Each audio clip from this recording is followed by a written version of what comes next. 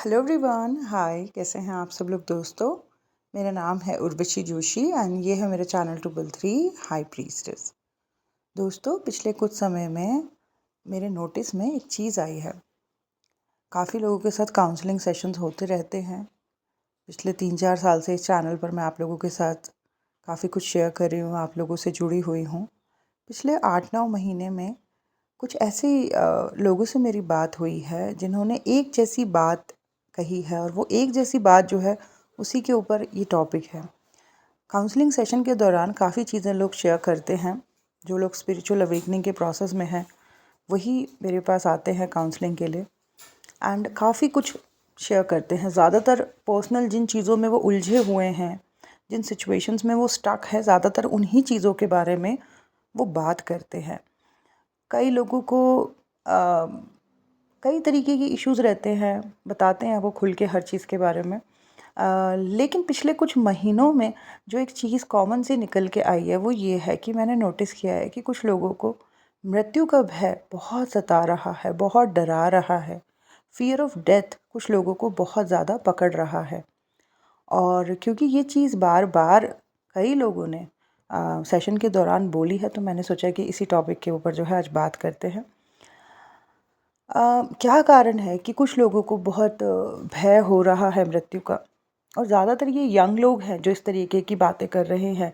30, 32, 35 below 40 लोग इस तरीके की बातें कर रहे हैं। बिलो 40 लोगों को मृत्यु का बहुत ज़्यादा भय हो रहा है। तो क्या चीज़ें मैंने नोटिस करी कि क्यों हो रहा है, वो सारी चीज़ें जो मेरे नोटिस में आई हैं वो मैं आपके साथ शेयर कर दूँगी यहाँ पे। और अगर आप में से कोई भी ऐसा है जिसे इस तरीके का भय, इस तरीके का फ़ियर हो रहा है, तो ये वीडियो आप ही के लिए है। अब पहला कारण जो मुझे समझ आ रहा है कि वो लोग जो स्पिरिचुअल अवेकनिंग असेंशन की जर्नी में हैं, क्यों उनको जो है ये फ़ियर ऑफ डेथ महसूस हो रहा है, क्यों ये भय, क्यों ये डर उन्हें जो है इतना स्ट्रांगली पकड़ रहा है। तो पहला कारण तो ये है कि ऑलरेडी इस असेंशन के प्रोसेस में जो लोग होते हैं, ऑलरेडी वो पेन से गुज़र रहे होते हैं। काफ़ी सेंसेशंस और काफ़ी कुछ उनको हो रहा होता है। कोई बहुत इमोशनली इम्बैलेंस हो रहा होता है, लोअर चक्रास इम्बैलेंस हो रखे होते हैं, कईयों को हार्ट में बहुत पेन हो रहा होता है, दबी हुई एनर्जीज़ खुल रही होती हैं। उनको खुद को समझ नहीं आता उस वक्त कि क्या क्या चल रहा है ना। तो अभी पिछले 8-9 महीने में इस तरीके की खबरें मतलब इस तरीके की खबरें न्यूज़ चैनल्स पे या सोशल मीडिया पे बहुत चली है कि हार्ट अटैक से जो है काफ़ी लोगों की डेथ हुई, या फिर कई लोगों ने जो है सुसाइड किया। तो इस तरीके की खबरें भी जैसे चल रही हैं, और यंग यंग लोग जो हैं, मतलब किसी को कोई डिप्रेशन में आके जो है मतलब सुसाइड कर रहा है, कोई जो है किसी को हार्ट अटैक हो रहा है। तो इस तरीके की न्यूज़ बहुत ज़्यादा चली हैं, सामने आई हैं।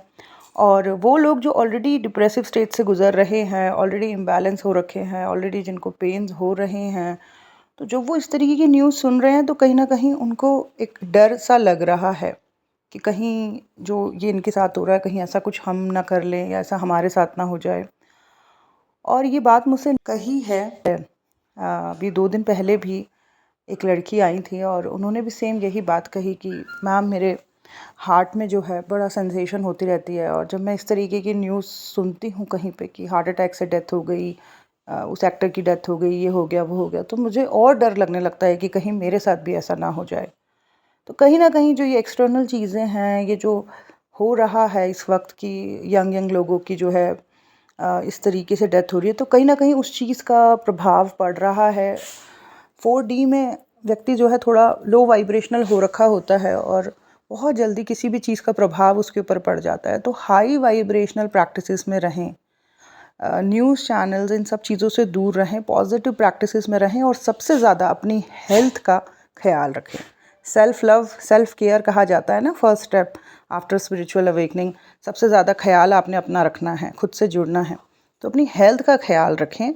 जब आपकी हेल्थ ठीक है तो क्यों होगा फिर कुछ भी, है ना। तो ये एक चीज़ है जो लोगों को डरा रही है सोशल मीडिया से, या फिर जिस तरीके की खबरें आ रही है उन सब चीज़ों से कई लोग जो है घबरा रहे हैं। तो ये एक पहली चीज़ मैंने नोटिस करी।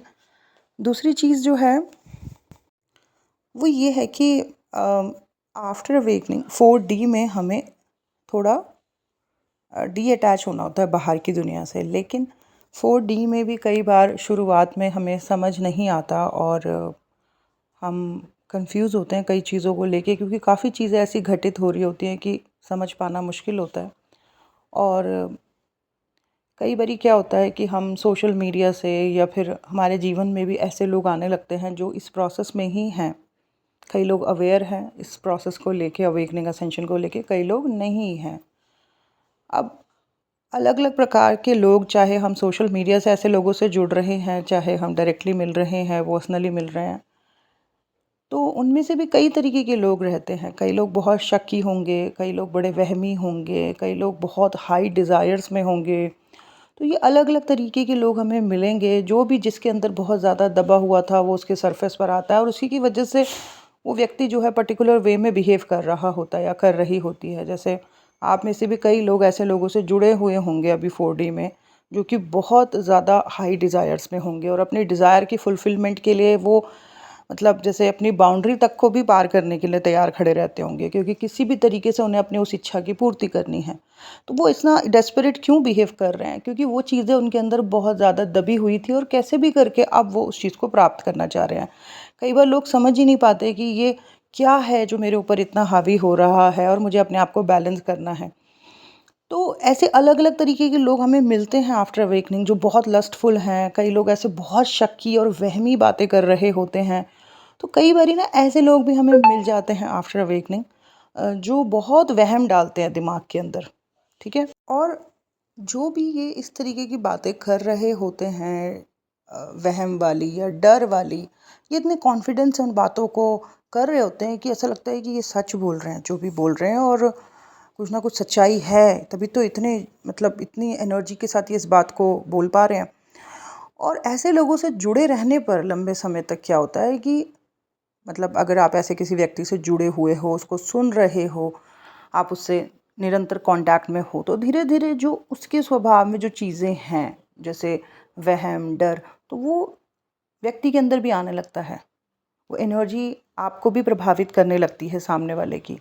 तो 4D में जो है हमें सिर्फ खुद से जुड़ना है, और अगर हम सौभाग्यशाली हैं, थोड़ा हमने खुद पे काम किया है, तो जो अच्छे टीचर्स हमें मिले हैं, कोई अच्छा गुरुजी हमें मिले हैं गाइड करने के लिए, तो सिर्फ उनसे जुड़ना है। ये तपस्या का टाइम है, ये खुद को शुद्ध करने का टाइम है। इस तरीके से भीड़ से जुड़ना, अलग अलग प्रकार के लोगों से जुड़ने का समय नहीं है। और अगर कोई व्यक्ति ऐसा है, बहुत ज़्यादा जुड़ रहा है अलग अलग वैरायटी ऑफ पीपल से 4D में, तो उनका प्रभाव बहुत ज़्यादा उस व्यक्ति के अंदर आने लगेगा, और ये बहुत ही ख़राब है आपकी स्पिरिचुअल जर्नी के लिए। तो बिल्कुल मुझे ये लगता है कि जब कई बारी, जब ये जो जिन लोगों को फियर ऑफ डेथ हो रहा है, कहीं ना कहीं कुछ लोगों के साथ ऐसा हो सकता है कि आप किसी ऐसे व्यक्ति के साथ कांटेक्ट में हो या कहीं से कनेक्टेड हो, जहाँ से कि इस तरीके की डर या वहम या इस तरीके की लो वाइब्रेशनल एनर्जी आपकी तरफ ट्रांसफ़र हो रही है। ठीक है।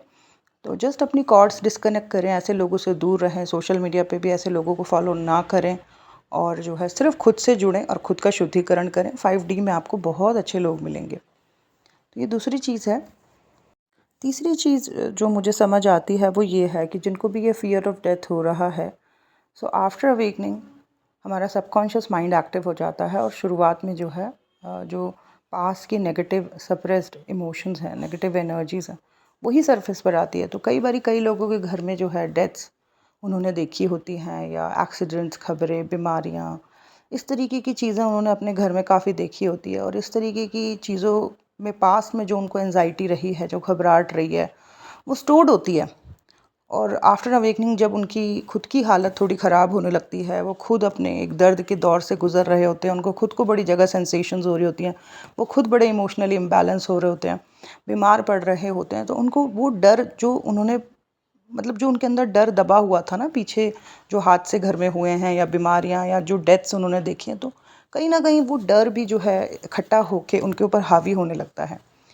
तो इस डर को जो है अपने सबकॉन्शियस माइंड से रिलीज़ किया जा सकता है। मन की शुद्धि कर लें, मन से इन डरों को निकाल लें, तो आगे का जो है यात्रा सरल हो जाएगी।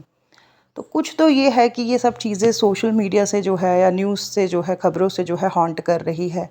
कुछ जो है ये है कि कुछ सबकॉन्शियस में पीछे के कुछ इमोशंस हो सकते हैं जिसकी वजह से फ़ियर ऑफ डेथ हो रहा है।